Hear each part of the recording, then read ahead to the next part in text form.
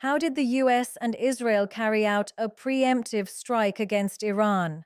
Well, they applied a devastating strategy known as time on target.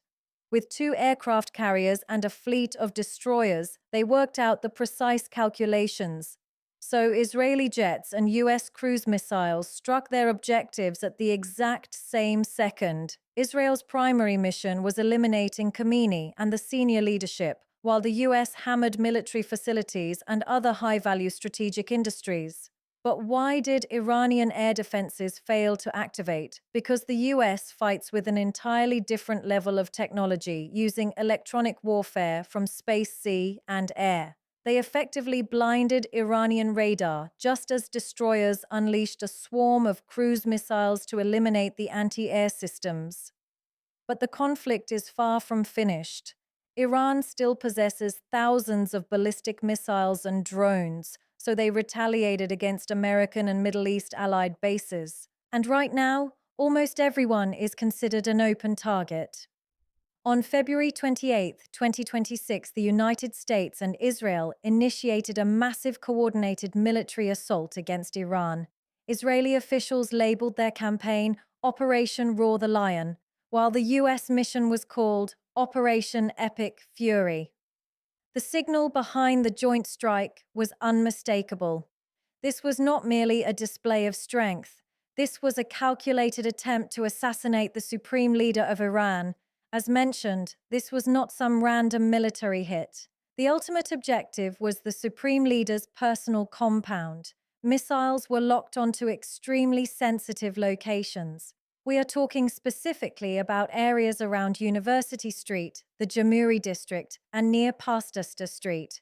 If you understand the layout of Tran, you know exactly what that implies. This zone is not just another district, it is the core nerve center of the Iranian government. It contains the main day-to-day offices of Ayatollah Ali Khamenei, but here is the twist.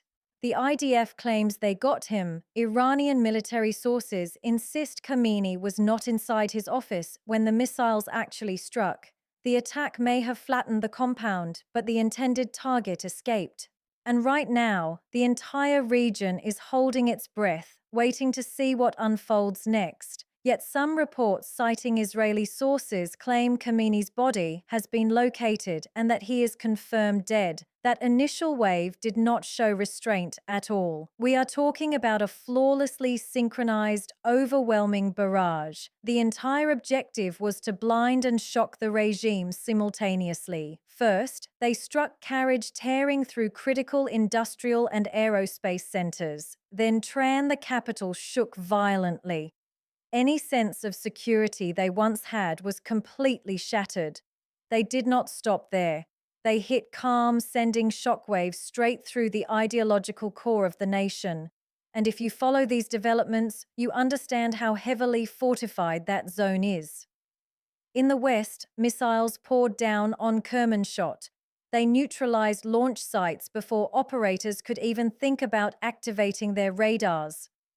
Then there is Isfahan, the crown jewel of their nuclear and drone initiatives, heavily guarded, yet it did not matter.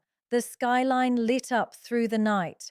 But how did the US and Israel actually execute a preemptive strike on Iran? To begin with, examine the map.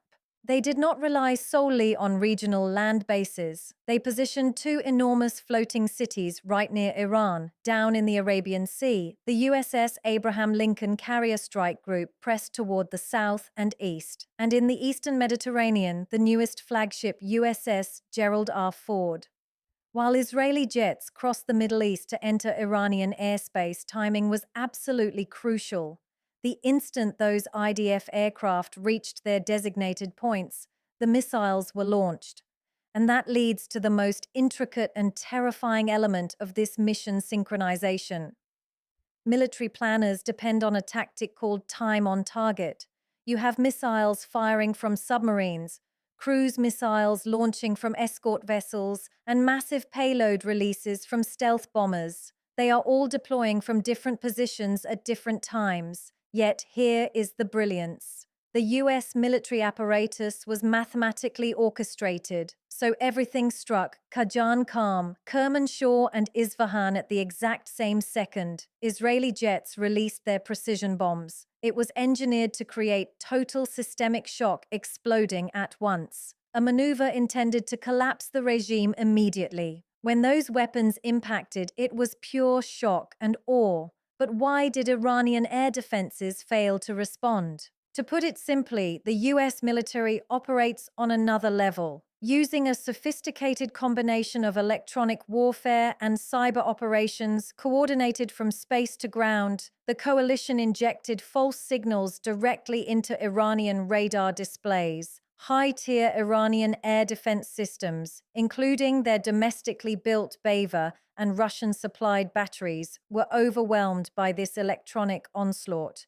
To trap them, the US deployed hundreds of ADM-160 MALD miniature air-launched decoys.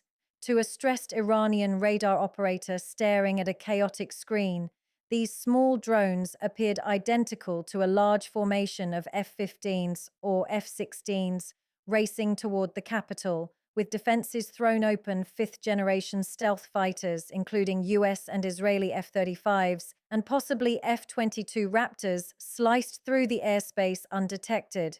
In the end, the Iranian air defense network was not merely suppressed, it was dismantled, at least temporarily, because Iran still holds massive firepower. Tehran responded with Operation Truthful Promise 4, launching a large wave of missiles and drones targeting US bases and Israel.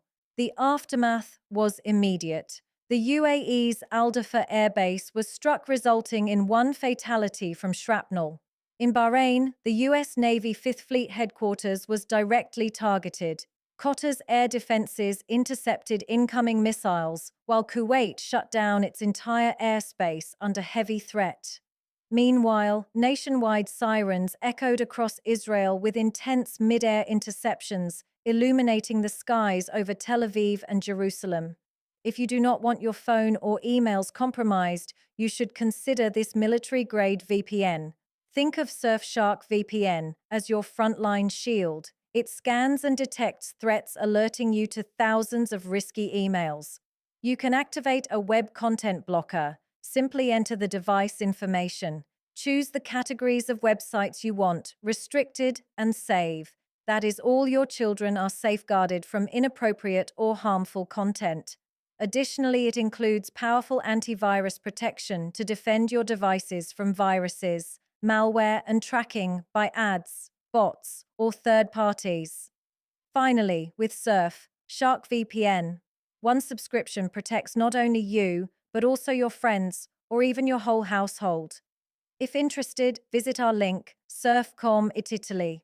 Purchasing through the promo link grants 4 additional months free, backed by a 30-day money-back guarantee. But how did Israel manage to fly all the way to Iran?